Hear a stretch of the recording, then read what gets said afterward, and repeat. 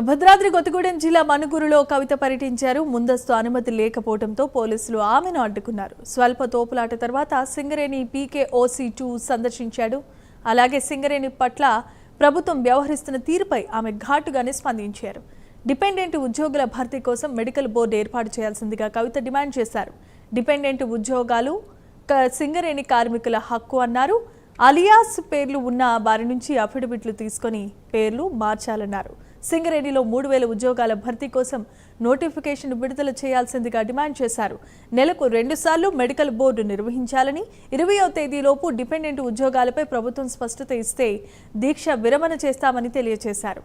ప్రభుత్వం హామీ ఇవ్వకుంటే గాంధేయ మార్గంలోనే నిరాహార దీక్ష చేయబోతున్నట్లుగా కవిత ప్రకటించారు.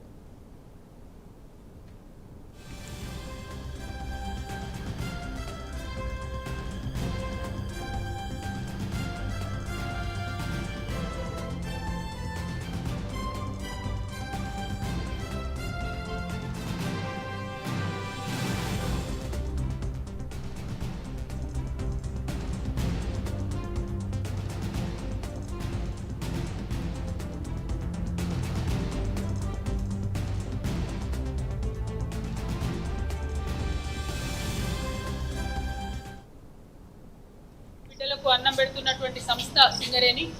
మరి అటువంటి సంస్థలో ఇవాళ కార్మికులు డిస్ట్రెస్లో ఉన్నారు.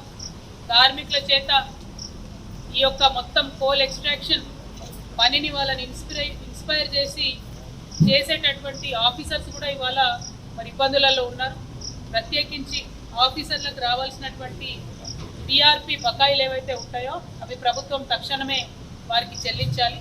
అంతేకాకుండా కంటిన్యూస్గా వారికి జరగాల్సినటువంటి పే రివిజన్ కూడా జరుగుతూ ఉండాలి. ప్రతితంగా ఆఫీసర్స్ పక్షాన మేనేజ్మెంట్ త్వరితగతిన ఆలోచించి నిర్ణయం తీసుకోవాలి. సిగ్గుచేటు ఏంటంటే ఇది 12వ రోజు దీక్ష చేస్తూ ఉన్నారు. మేనేజ్మెంట్ స్వతంత్రించి నిర్ణయం తీసుకొని PRPని అమలు చేయాలని చెప్పి నేను డిమాండ్ చేస్తున్నా.